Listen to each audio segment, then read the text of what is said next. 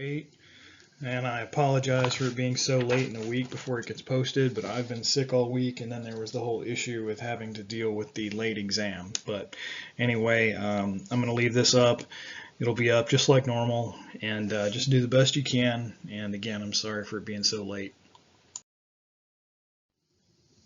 So this is a really big section. It's covering an awful lot of material, and you'd think just from a basic look that the 1930s, we're talking about basically 10 years. There's not a lot going on, but there's so many changes in American society in this time period. It's actually amazing just how much political and economic change happens in just a short period of time. And when you think about the 1930s, generally speaking, most people think of things like the Dust Bowl, which is what you see here in this photograph, or they think about the New Deal, Franklin Delano Roosevelt, hereafter called FDR, the lead up to World War II. And the 1930s is kind of looked at as this very negative time period, and there's definitely a lot of truth to that, but there's also a lot of really positive and very interesting change that happens in the United States during this time period.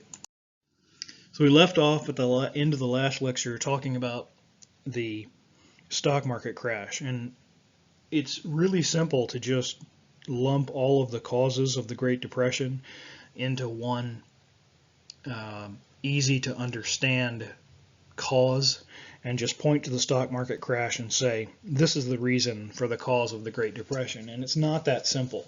The Great Depression was not caused by the stock market crash. There's several other things going on in the world and in America that are leading directly to this Great Depression, which, although it starts in the United States, eventually ends up affecting the entire planet. And really, I want you to think about 5 specific different types of causes. And as a hint, this might be something you want to pay special attention to for the next exam.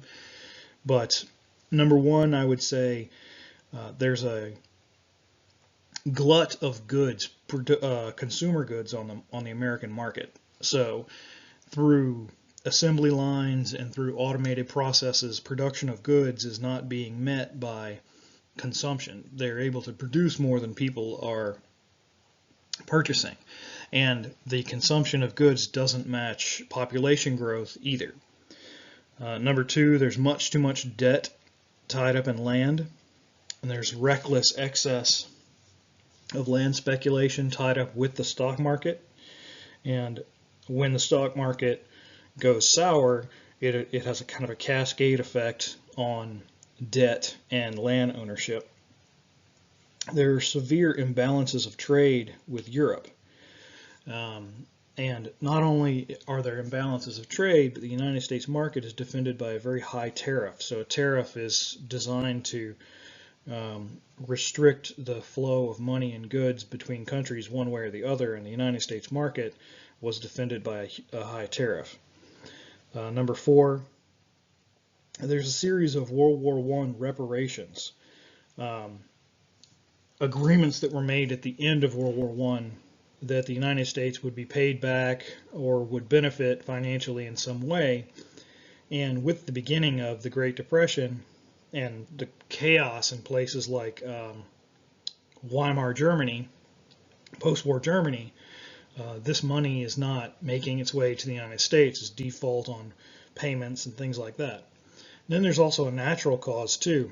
There's a series of escalating droughts in some of the most fertile parts of the United States, and this affects farm production and of course land values and everything else. So there's quite a few different things that play into the creation of the Great Depression. And it's to use the very tired phrase, kind of a perfect storm of all of these things that lead into it, and digs a hole so big that the United States has trouble getting out of it. And by the end of the Great Depression, or I should say the middle of the Great Depression, people are very concerned about the nature of American society itself. It's an incredibly traumatic time period in American history. And obviously one of the key kind of images that should jump in your head when you think about this time period is the Dust Bowl. And you can see very clearly in this photograph here, all of these years and years and years of maladaptive farming practices have just damaged the topsoil in the western United States.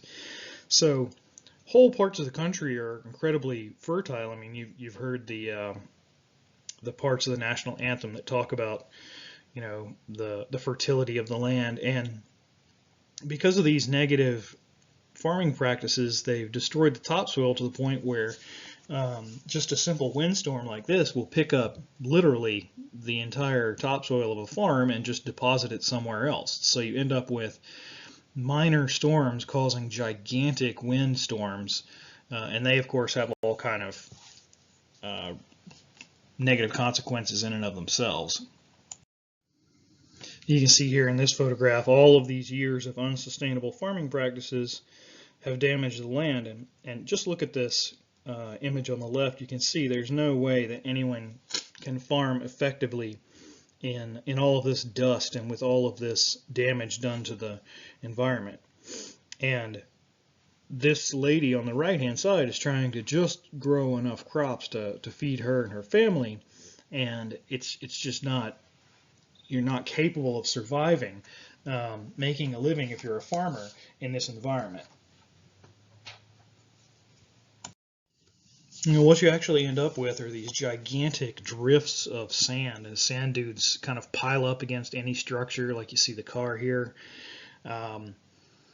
Whole buildings are just swallowed by sand dunes. Others are just left stripped complete, like you had sandblasted the place. And this is just a simple fact that there's all of this really fine dust blowing around in the air. You wouldn't believe it, but electrocution is actually a problem for people living in this area, because you have these sandstorms with really fine dust.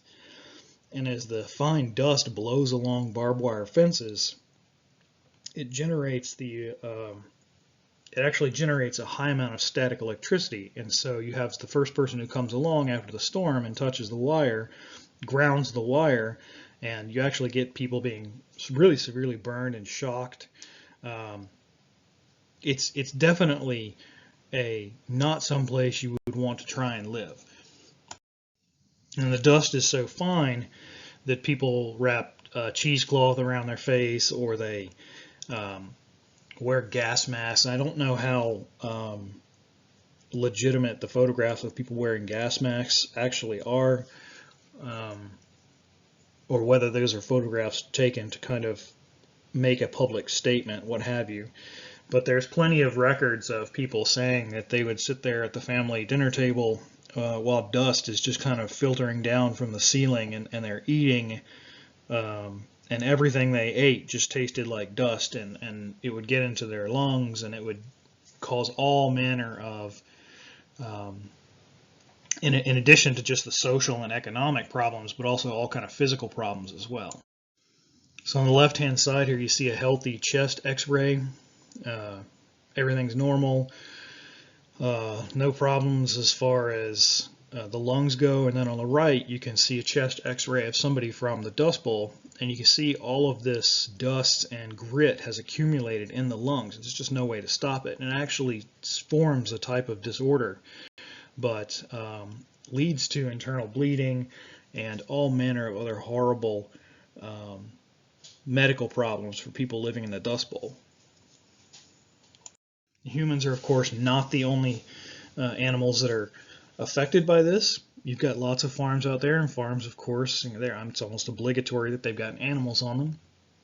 And what you see here is these folks here trying to, they're in the middle of a sandstorm, and they've got some kind of a cheesecloth towel wrapped around the face of this horse, and they're trying to, I guess they're trying to get the horse to safety, or they're just trying to get this cloth to stay over there, because lots and lots of animals died from the accumulation of dust too. You can see that photograph on the right hand side, just a whole field full of dead horses, dead desiccated animals that have been just unable to cope with the dust and the impurities in the air. In one particular sandstorm is very important, and this happened the 14th of April 1935. It's what's called Black Sunday. And a minor storm way out in the Midwest picks up dust, and everything kind of snowballs from there, and eventually this dust cloud reaches all the way to the Atlantic Ocean, Washington, D.C. And the cloud is dense enough, dark enough, that it blocks out the sun. And people literally could not breathe inside the cloud. But what's really significant about this is that not that it was photographed here in the Midwest, but that it's photographed all across the United States. So you have a sandstorm that is like something out of a blockbuster movie. And it really captures, especially this one, really captures the public's attention. And in fact, when this storm passed all the way over east to the Atlantic Ocean, passed over Washington, D.C., there was argument on the floor of Congress about what to do to assist people that are living in the Dust Bowl. And they step out on the steps of Congress, and they can actually see for themselves just how bad and how completely out of hand it's gotten in these areas. And there's another photograph. This one happens to be Texas. And again, you've got Texas and Kansas and other places, but the photograph on the bottom left is taken from quite a distance. You can see two-story farmhouses, those dark spots on the bottom. And so you can see how huge this cloud is, reaching right up into the atmosphere, blocking out all the light.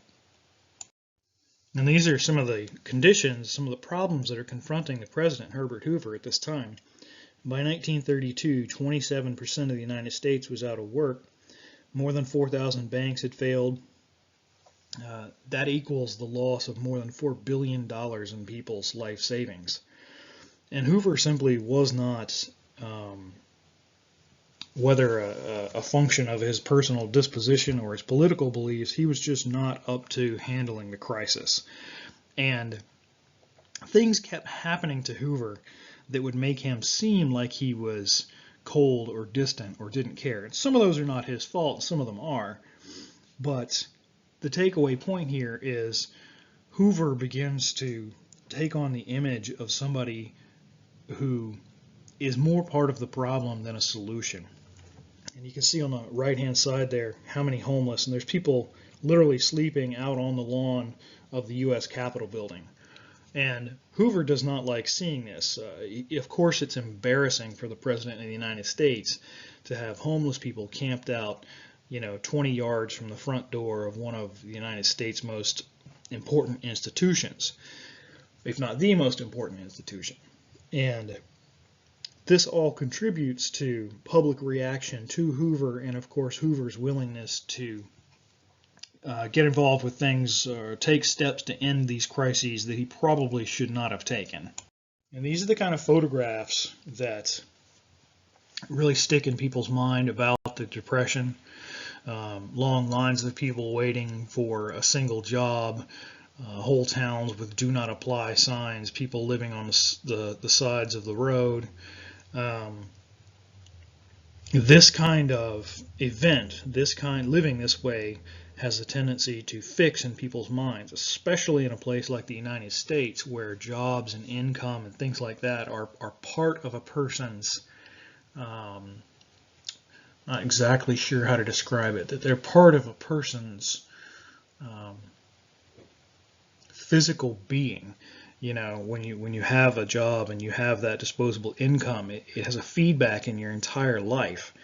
And so for more than 27% of the United States to simply not have a job and not have a prospect is extremely, extremely traumatic. And believe it or not, Herbert Hoover actually chose 1932 to drive through a tax increase on revenue. This damages the economy, the United States economy, even further. So what little money there was, people began to hoard it and not spend it. And many places in the United States are reaching 50% unemployment. People are literally standing in food lines, and there's despair. And not just, oh, I'm upset, I'm depressed, true despair, where people are beginning to think that the government is just completely unresponsive, totally out of touch to all of their concerns. And what happens is people begin to lose faith in the basic institutions of government. So you always have in this country this very strong, even if you don't like who is in office at the time, you still wouldn't want to just get rid of the American way of life, the Constitution and the three branches of government. And people are so desperate and such despair and experiencing such hopelessness that they're beginning to think that maybe we should try a different form of government.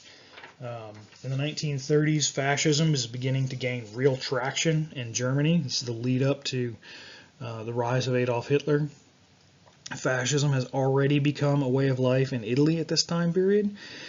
And so you see people in the newspapers, this is of course before TV, and you see people in the newspapers, they've got jobs, they've got bread, they've got work, and yes, clearly there's something troubling about fascism in the noise and violence of it all, but they're able to put food on the table. They have a job. And so people begin to compare the two systems, and maybe everything fascism is saying about democracy and the American way of life is true. Maybe this is not the best system. Maybe we should go with, someone who could provide for us in a way that Hoover and the United States government clearly either is not capable of or just doesn't care to. So huge settlements of homeless spring up all over the United States. A lot of times these are shanty towns that get set up in little public parks, and these people literally have nowhere else to go. These houses or sheds or whatever you want to call them, they're built out of scrapped.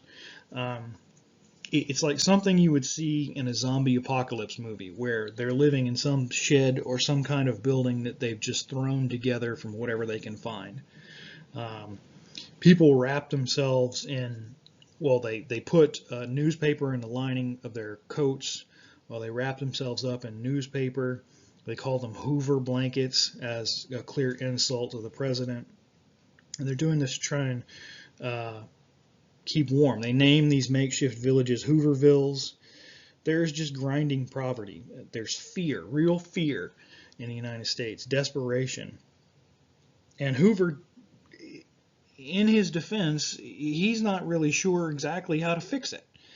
But he does say things like, the situation, is not so bad, and he's actually goes on record as saying that it's really just a bunch of calamity mongers and weeping men, quote unquote, which if you're living in these conditions, if you're one step above starving with no clothes and no shoes and worried what's going to happen to your children, the last thing you want is to hear the President of the United States blame it all on, fearmongers and weeping men. Definitely not going to paint the President in a good light to you. And things continue to get worse for Hoover. In 1924, the United States Congress had promised a $1,000 bonus, cash bonus, to veterans of World War I, and this bonus was going to be paid in 1945. Now, a lot of vets are starving and homeless, and these vets get together and they converge on Washington, D.C. And they label themselves the Bonus Army. They camp out right near the Capitol building, and among other places, and they demand early payment of this promised bonus. And by June of 1932, there's something like 20,000 of these veterans in the Capitol, and they're all demanding that Congress hear their grievances and pay this bonus early as some kind of a relief to these guys who are quite literally just about starving. And the veterans begin to build a massive Hooverville outside of the Capitol building. And in July, because he just can't take the embarrassment of it anymore, more than really anything else, Hoover orders the United States Army to run off the bonus army. And so here you see photographs right here of the United States Army being called in to run off veterans. Now, these are soldiers that fought for the United States in World War I. And you can see the soldiers have their kit on, their helmets, gas masks, they have bayonets fixed. Now, whether or not they have loaded rifles is, I don't know. I haven't been able to confirm. I can't confirm or deny that. But still, this is not the typical image that you want to see when you think about the United States Army in your mind, right? You don't think about the United States Army being used as a tool against American citizens, and you definitely don't think about the United States Army being used as a tool against veterans that have served faithfully themselves. But that's exactly what happens. The U.S. Army runs off all of the protesters of the bonus army, and then comes back and burns their Hooverville to the ground. And in this photograph, that red arrow, and you can just barely see it above that plume of smoke, is the Capitol building. So you can see how close they are right to the very heart of the, well, political heart of the United States. And think about the scale of the crisis in the United States that has brought everybody to this point in 1932, where the Army is being used against U.S. citizens. If people weren't having disparaging thoughts about the government before, after this event in July of 1932, they certainly were. And frankly, it makes Herbert Hoover look like some kind of a horrible ghoul that just doesn't care about anybody. It's horrible, and this is definitely not the kind of thing you want to see in the United States. And of course, proponents of communism, anarchists, and proponents of fascism are using this as a propaganda piece to demonstrate that the United States government is not the best answer for people and is out of control, and that somebody needs to step in, change the entire system to make it better for the United States. As an aside, the general who was in charge of the eradication of the bonus army, driving those protesters out of Washington, is a man named Douglas MacArthur.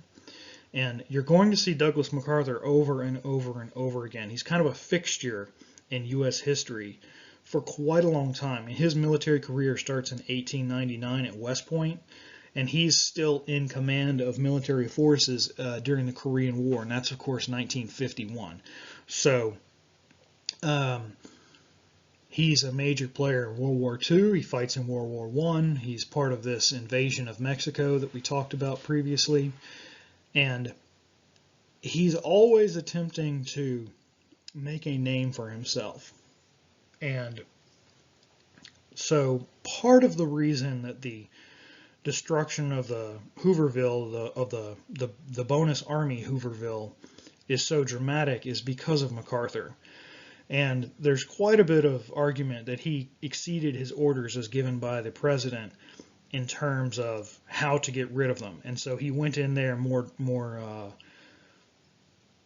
more aggressively than he should have. And of course, it's by the time you've burned it to the ground and photographers have captured all that on film, it's too late to worry about it. But Douglas MacArthur is one of those soldiers that you're going to see over and over and over again.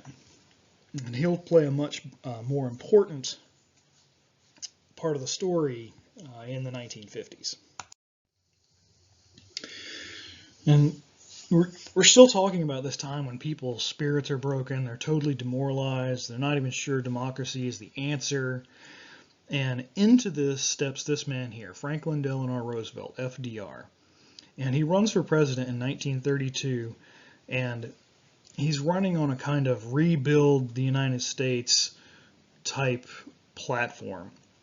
One of the songs that they use in all of the campaign stops are "Happy Days Are Here Again." He is portraying and putting out there a completely different image, a completely different outlook on the American future than Hoover.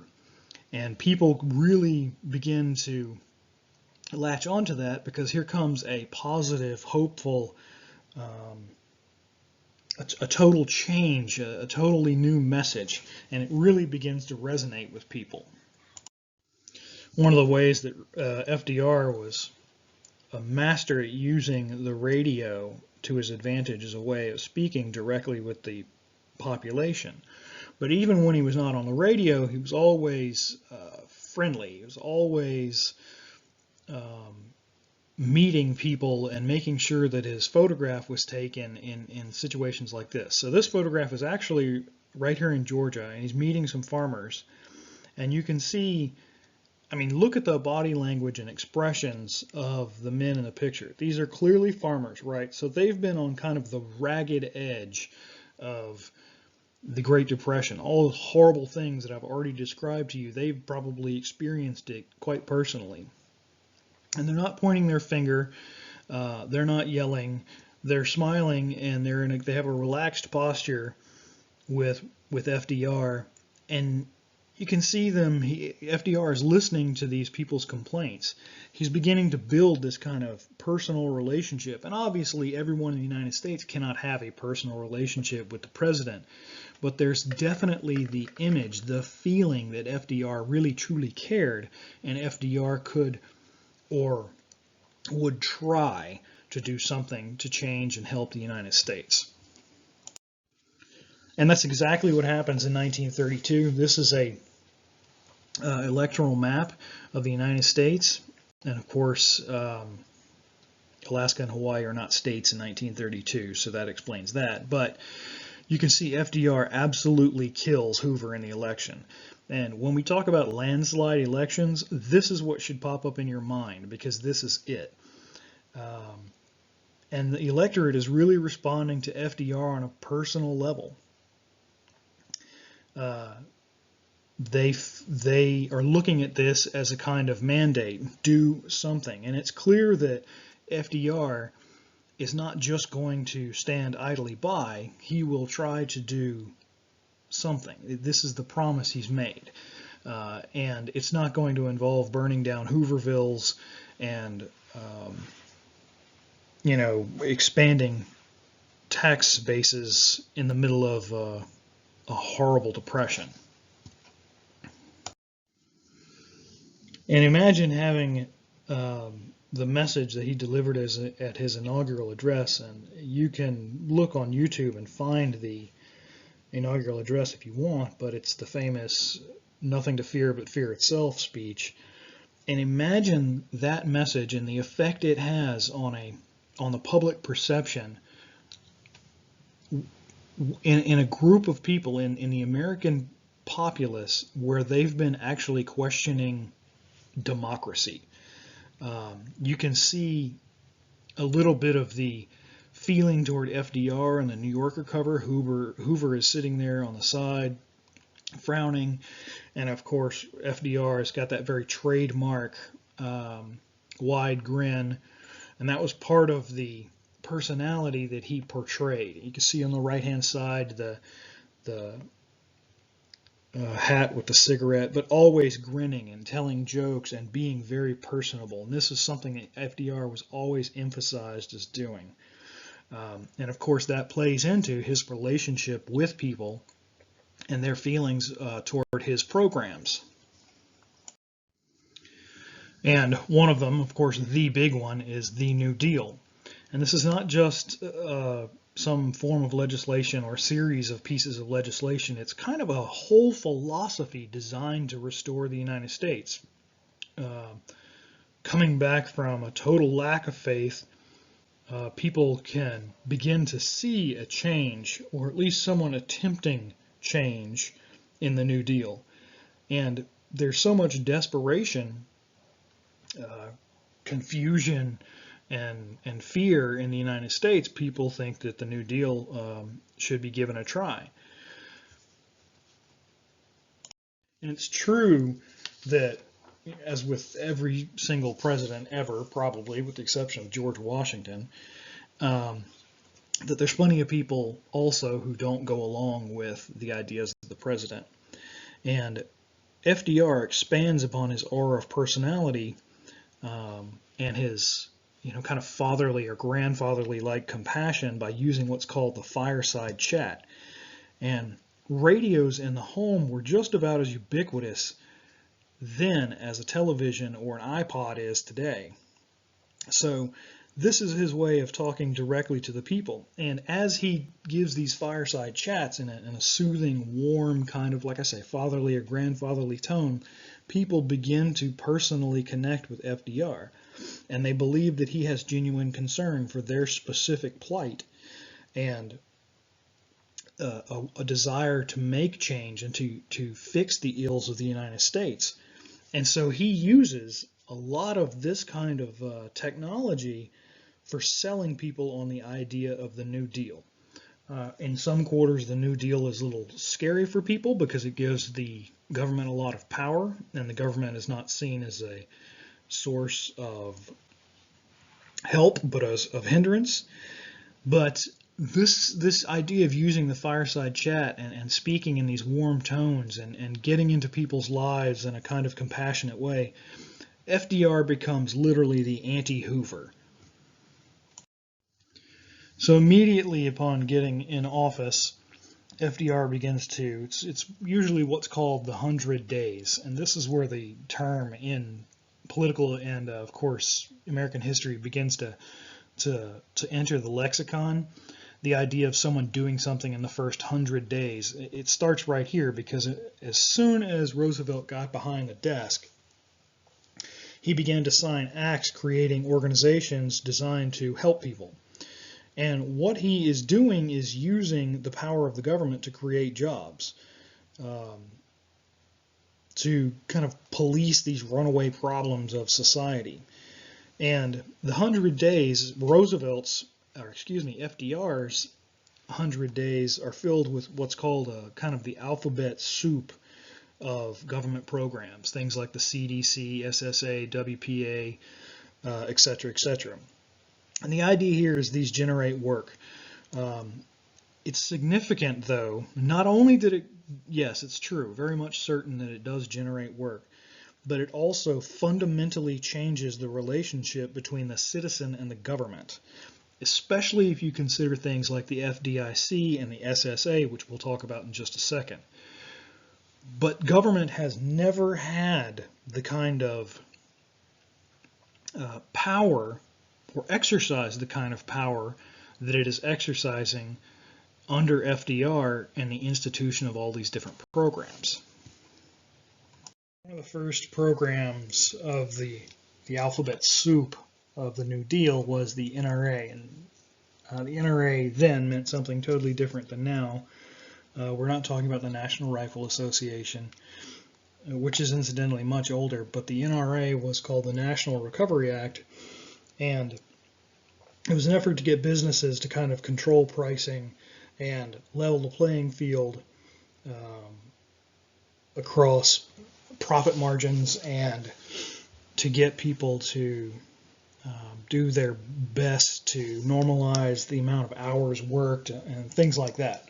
And the NRA was probably one of the most controversial programs to come out of this alphabet soup of the New Deal, and it didn't last forever, and the Supreme Court voted it completely unconstitutional in 1935.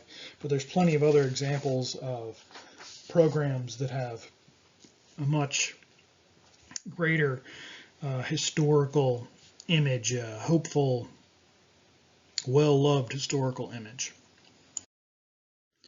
One of the big ones is the TVA, or the Tennessee Valley Authority. This is formed in part of that first 100 days as part of the alphabet soup. And the idea here is to take and build dams that generate electricity in parts of Appalachia, rural Tennessee. So under this program, they built dams, they built substations for splitting the high voltage electricity into something that can be used in people's houses. They put in all the power poles and strung all the lines. And through the TVA, parts of the United States that had never had electric power before suddenly had access to light bulbs and all of the consumer goods that come along with having electricity in your house. The FDIC is one of the big ones that's important right down to this very day.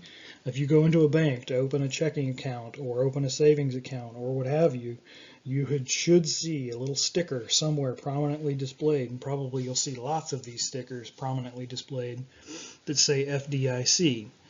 And basically what this is saying is that you're covered, your money in the bank is insured by the credit of the United States for up to $250,000. And I don't know, there were changes being made to the amount covered under the Obama administration, and I don't know if that ever actually took place. But still, if you go into a bank and you do not see FDIC, you need to turn around and run as fast as you can, because it's definitely not an institution you want to have anything to do with. And founding the FDIC is one of these ways where the government is beginning to look out for people. If you're afraid to put money in the bank because it could disappear, and billions of dollars of people's savings have already been sucked up by the Great Depression, here the credit and full faith of the United States government is saying your money up to $250,000 will be protected. And so it goes a long way toward instilling confidence in people to put money back in the bank. Another one of the big ones is the Social Security Administration. The idea here being that you will pay into this system, and then at some point you will be able to withdraw those funds, either to guarantee enough money to live on at a certain age, or provide benefits for you should you become disabled. It creates a safety net. But this is the first time in the history of the United States where the government has reached out and provided a safety net to the people. Prior to the New Deal, no one had thought that the government's job was to ensure that people would have access to these benefits. Prior to the New Deal, the job of the government was national defense and delivering the mail, national defense, those kind of things. It wasn't making sure that people would not starve in old age, or that they could be taken care of if they were hurt on the job. And these things have not changed. So we're talking all the way back in the 1930s, and we still have the Social Security Administration today. We still have the FDIC. And these are major changes, major turns in the history of the United States, and it still resonates with us right on down to the very present. Another one of the big ones was the WPA, or Works Progress Administration. And this was a program designed to provide work for all sectors of society. This is not just banks or manufacturing, but the WPA sends out small armies of people into the countryside to do all manner of different jobs. This includes writers, artists, photographers. There's even a group that goes out and collects old recipes to kind of produce this cookbook of traditional American recipes. And it's all under the direction of this man here, Harry Hopkins. And Hopkins was a confidant of FDR. And Hopkins is later vilified because he's kind of soft on communism. And as the Soviet Union becomes more powerful into the 40s and certainly into the 50s, Harry Hopkins becomes it puts a target on his back. And the WPA is recording a lot of aspects of American life, but they're also doing a lot of work. So some of them are working on farms and road work and things like that. But it covers just about every aspect you can think of. This is probably one of the most famous photographs taken by someone working for the WPA. And it's this kind of very thoughtful image of this mother with the two children, and they don't know exactly where food is coming from or any of that. The photographer's name is Dorothea Lange, and she's sitting on top of the car, and you can actually see that this is exactly, she would travel around the United States taking these photographs, and most of the photographs that we have from this time period, especially of people in rural areas, and the leftovers of Hoovervilles and things like that come from uh, Dorothea Lange and people like her that worked for the WPA.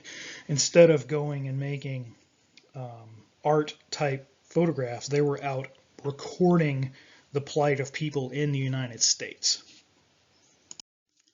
Zora Neale Hurston, which we've already talked about once before, also worked for the WPA, and she traveled around recording folklore and also lots of music. You can see her sitting in that chair over there on the far left. She's recording aspects of American culture that were not really seen as something, I don't want to say worthy of examination, but something that people hadn't really thought of in an anthropological or cultural sense before. And there's a lot of folklore, particularly in the rural South, that is written down and recorded simply because she happened to be there to gather up all of these stories. So you have all these artistic endeavors, but then you also have something like this, the WPA going out and harnessing huge amounts of physical labor to do things like mosquito abatement, malaria control, all over the rural South in places where there are low areas that would gather water. You still have a problem of malaria. And so these people who do not have jobs can be employed under the WPA working to correct these kind of environmental issues. And the idea, if you boil all of this down to its constituent parts, is that work makes people feel different. They begin to feel like they have personal worth. So you're taking people that had total despair and fear of what was happening in the country, putting them on a project where they can clearly see progress, and it begins to build people back up emotionally as well as physically. Now, the whole idea of work promoting confidence and the kind of posters that went up all around the United States are part of this deal that begins to give Harry Hopkins this bad name, because if you put side by side that work promotes confidence poster with some of the communist propaganda at the same time, or even fascist propaganda at the same time, there's certain similarities in design and verbiage. I am not saying that Harry Hopkins was a fascist or a communist. What I'm saying is this partly plays into why the New Deal eventually gets broken apart, and that is because it is a total reversal of the amount of power that the government has over daily life in the United States. And people are a little uncomfortable with that. Now, by far, the most prominent and most well-loved of all of the New Deal programs was the foundation of the CCC, the Civilian Conservation Corps. And the CCC is based upon work in the capital W sense of the word, backbreaking manual labor, and team building. And initially, the CCC is focused on planting trees. In total, they planted millions upon millions of trees. And they did this just like this guy's doing here in the photograph, just one little tiny sapling at a time. And the purpose is not necessarily only to give someone a job, but also to reinforce certain ethical principles of having a job, and also environmental management. So over time, the CCC morphed to include firefighting, all manner of aspects of forestry, state and national park building, construction, dam building, erosion abatement, and things like that. When we talk about the CCC, this is not an insubstantial program. Each one of those dots on the map there, and again, Alaska and Hawaii are not states at this time, each one of those dots represents a CCC camp where someone is either doing the work of forestry or building national and state parks, or teaching proper farming processes and things like that. You remember we talked about all the forests that were destroyed back in the Progressive era. I showed you the photograph of the trees that were so big that you could drive a team of horses up on top of them. And the CCC literally goes out and rebuilds whole forests. And this requires gigantic amounts of labor, but they're restoring a damaged and degraded environment. This is, again, not to suggest that all the CCC did was to work in forest with trees, but actually quite a bit of their work was done in drainage, building dams, terracing, fixing erosions. They built millions of earthen dams all over the United States to contain floodwater and to divert water in ways that wouldn't be harmful anymore. And think about what you're seeing in this photograph here. So the purpose of work with the CCC was work. And the men here are using hand tools, not machines. And the idea is not speed. It is not to accomplish a goal in the shortest amount of time possible. It is to work at a job. In one of the state parks that I'm very familiar with in Florida, the CCC was stationed there in the 1930s, and they moved more than 10,000 cubic yards of sand from inside the historic buildings, and they used shovels and buckets. Now, obviously you can use tractors and drag lines and things like that, but when you move 10,000 cubic yards of sand, and you do it by hand, and you have to work as a team to do it, there's this element of job satisfaction that is part of that. And keep in mind that these are people that have been just above the line of starvation, totally demoralized, completely out of work, and now they're able to see something built with their own hands, to see something that has been changed for the better instead of just this constant demoralizing decay. Out west, in places that were severely affected by erosion, I remember that photograph that I showed at the very top of this discussion here, where the wind was just blowing the whole farm away. The CCC goes out, cuts new land breaks, puts in trees to make wind breaks, and begins to reverse decades of mismanagement and damage done to the environment. Well, aside from a paycheck, there's also a great psychological benefit to being outdoors. You should be familiar with this idea. Basically that, you go out someplace that still has wild nature and it has a beneficial restorative property.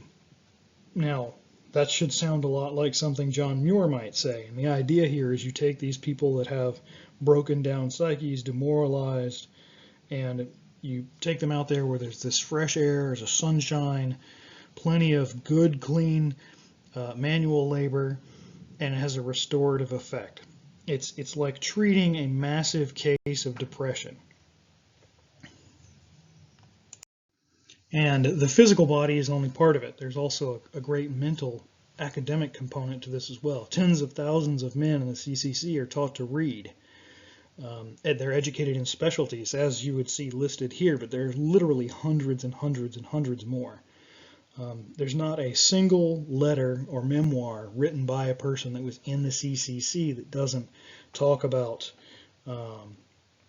food and the classes that were available. Remember, some of these people were just above starvation, and suddenly you have them getting 3 square balanced healthy meals a day. So in addition to restoring human bodies in the form of, you're no longer starving, and restoring the environment through terracing and planting of trees and all of this other stuff, you also have being the psyche, the academic mind being restored in addition to the physical body. And by extension, all of this is healing to the society at large, because someone will not be in the CCC forever, but they've picked up skills which can be put to use in later in life. So if someone picks up skills in, say, well, these guys are studying engine repair, right? So there's the breakdown of the engine on the chart against the back wall. They can go out and find gainful employment working on engines or doing some kind of an engineering type job after the CCC. It has an overall restorative effect on society. And there is no way to overemphasize the amount of work that the CCC does. So if we just take something like the state of Georgia, all right, you should have heard of the Appalachian Trail. It begins in Georgia, it stretches all the way north to Maine. This shelter that is on the trail, it's on Blood Mountain. It's about 32, 34 miles from the beginning of the trail, built by the CCC as a rest stop for hikers, and it's still there today. So if we just consider Georgia, only the state of Georgia, and the things the CCC did in Georgia, they employed 70,630 men in more than 127 different camps. And this is both black and white camps. They planted almost 23 million trees, built 425,829 erosion dams, and put another almost 2 million trees down inside of gullies, and that's to fight erosion. They spent a total of 153,022 days fighting forest fires, and through their paychecks, they were able to send home $19,840,000 between 1933 and 1942. And okay, that doesn't sound like an awful lot when you're dealing with that many men, but you also have to remember that the average income was about $300 a year. They created 6 new state historic sites, and not to mention that the work they did on trails like the Appalachian Trail and in state and national forest in the state of Georgia. So that's just Georgia. Magnify that times 50 states, and you can see the impact that this one organization had during the New Deal on the country.